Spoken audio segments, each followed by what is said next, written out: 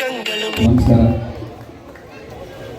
ಈ ದಿನ ಅಖಿಲ ಕರ್ನಾಟಕ ಪ್ರದೇಶ ಕಾಡುಗೊಲ್ಲರ ಈ ಸಂಘದ ಕಾರ್ಯಕ್ರಮದಲ್ಲಿ ವಿಶೇಷವಾಗಿ ಪರಮಾತ್ಮನಾದ ಶ್ರೀಕೃಷ್ಣ ಜನ್ಮಾಷ್ಟಮಿ ದಿನ ಇವತ್ತು ಯಾದವರು ಅವರ ಸಂಘದವರು ಈ ಒಂದು ಕಾರ್ಯಕ್ರಮನ ಆಯೋಜನೆ ಮಾಡಿದ್ದಾರೆ. ಅವೆಲ್ಲ ಬಹಳ ವಿಶೇಷವಾಗಿ ಮನೋರಂಜನೆ ಕಾರ್ಯಕ್ರಮದಲ್ಲಿ ಭಾಗವಹಿಸಿದರು. ಈಗಾಗಲೇ ಮಹೇಶ್ ಅವರು ಅನೇಕ ವಿಚಾರಗಳನ್ನ ತಮ್ಮಲ್ಲಿ ಹಂಚ್ಕೊಂಡಿದ್ದಾರೆ. ಈ ಒಂದು ಕಾರ್ಯಕ್ರಮಕ್ಕೆ ನಮ್ಮನ್ನು ಆಹ್ವಾನಿಸಿ ಶ್ರೀಕೃಷ್ಣನ ದರ್ಶನ ಪಡೆಯುವಂಥ ಭಾಗ್ಯ ಕಲ್ಪಿಸಿದ್ದಕ್ಕೆ, ಅವಕಾಶ ಮಾಡಿಕೊಟ್ಟಿದ್ದಕ್ಕೆ ಈ ಸಂಘದ ಅಧ್ಯಕ್ಷರು ಮತ್ತು ಎಲ್ಲ ಸ್ನೇಹಿತರಿಗೆ ನಾನು ಧನ್ಯವಾದಗಳನ್ನು ಹೇಳ್ತೀನಿ. ಮಾನ್ಯ ಪ್ರೀತಿಯ ಶಾಸಕರ ಜೊತೆಗೆ ನಮ್ಮ ಟಿ.ಬಿ. ಜಯಚಂದ್ರ ಸರ್ ಅವರು ನಿರ್ವಹಿಸ್ತಾ ಇದ್ದಾರೆ. ಟಿ.ಬಿ. ಜಯಚಂದ್ರ ಸರ್ ಅವರು ಹಾಗೂ ಎಲ್ಲ ನಾಯಕರು ಹಾಗೂ ಅಖಿಲ ಕರ್ನಾಟಕ ಪ್ರದೇಶ ಕಾಡುಗೊಲ್ಲರ ಸಂಘ ಪರವಾಗಿ ಒಂದು ಕಂಬಳಿಯನ್ನು ನೀಡೋದ್ರ ಮುಖಾಂತರವಾಗಿ ಪ್ರೀತಿಯ ದ್ಯೋತಕ, ಸ್ನೇಹದ ದ್ಯೋತಕ, ಶ್ರಮದ ದ್ಯೋತಕ ಕಂಬಳಿಯನ್ನು ನೀಡೋದ್ರ ಮುಖಾಂತರವಾಗಿ ಸನ್ಮಾನ ಮಾಡಿದ್ದಾರೆ ನಮ್ಮ ಮಹೇಶ್ ಹಾಲವೇರಿ ಸರ್ ಅವರು.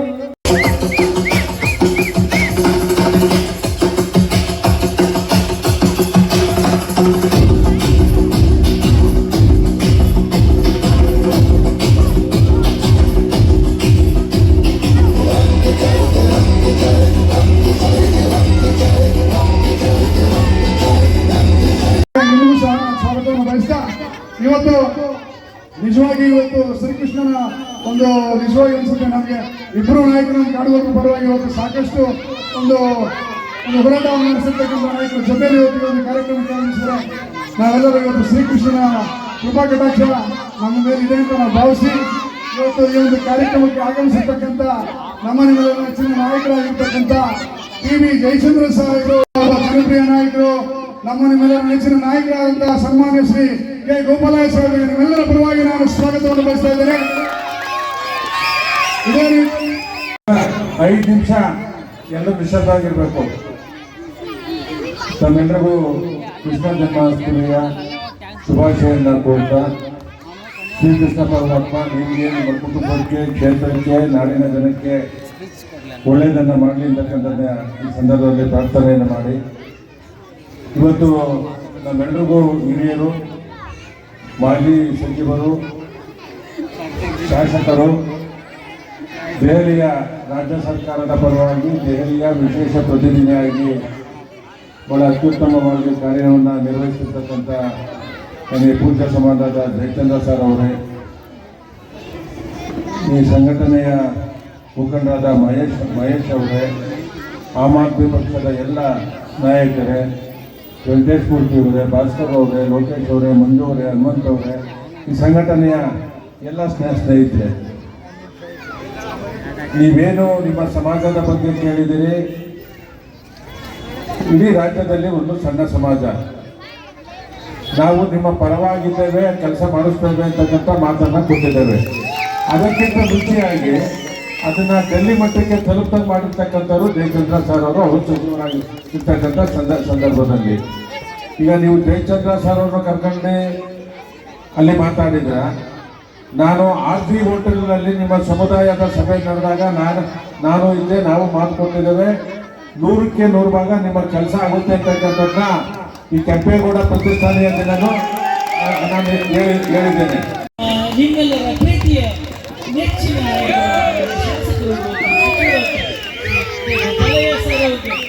ಪ್ರೀತಿಯ ಸನ್ಮಾನ ಅಖಿಲ ಕರ್ನಾಟಕ ಪ್ರದೇಶ ಕಾಡುಗೊಲ್ಲರ ಸಂಘದ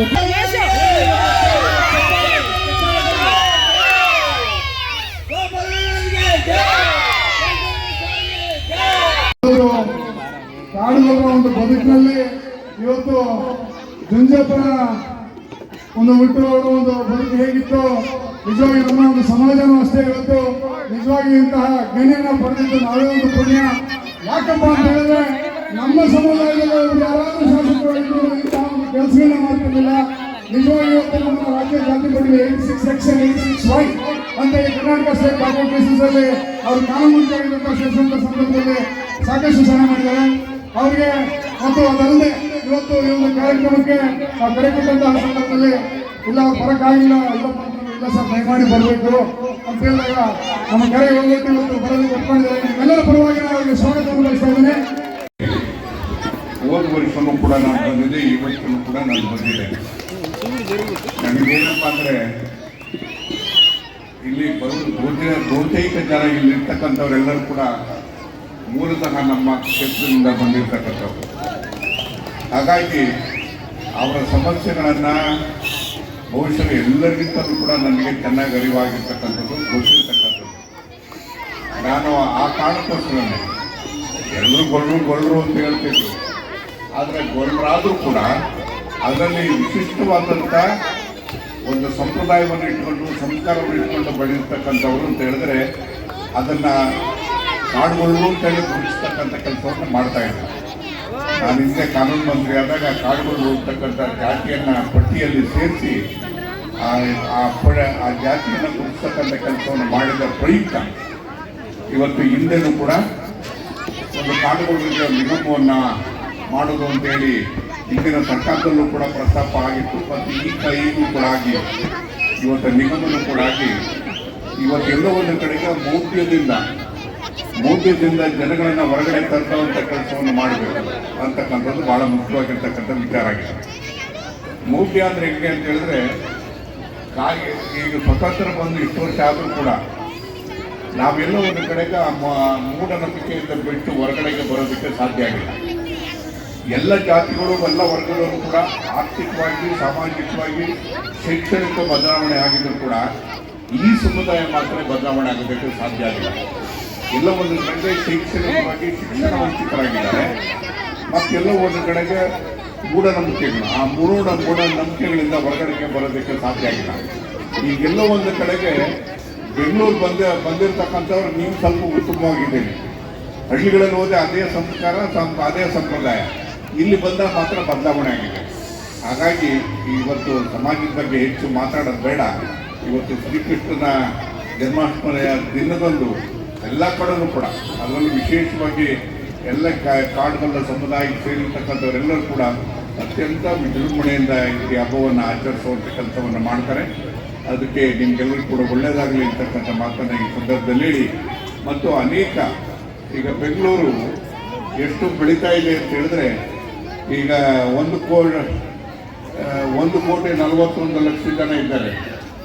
ನನಗೆ ಮೊನ್ನೆ ಒಂದು ವರದಿಯನ್ನು ನೋಡ್ತಾ ಇದ್ದೆ. ಆ ವರದಿ ನೋಡಿದಾಗ ಈಗ 2030ಕ್ಕೆ 1,80,00,000 ಆಗ್ತದೆ ಅಂದರೆ 1,80,00,000 ಆಗ್ತದೆ ಅಂದರೆ ಇಲ್ಲಿ ತನ್ನಷ್ಟು ತಾನೇ ಉತ್ಪತ್ತಿ ಆಗಲ್ಲ.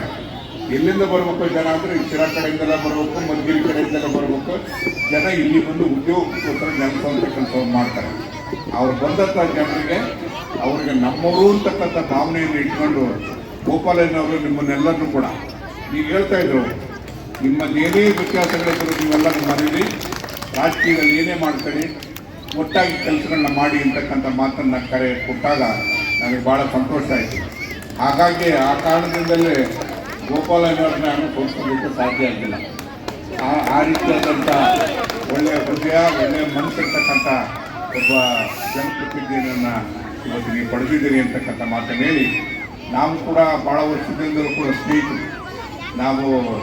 ನಾವೇನೋ ಈ ಚುನಾವಣೆ ಬಂದಾಗ ಸೋಲ್ಸಕ್ಕೆ ಅಂತ ಬರ್ತಿದ್ರು, ಸೋಲಲ್ಲ ನಾವು. ಅದೇ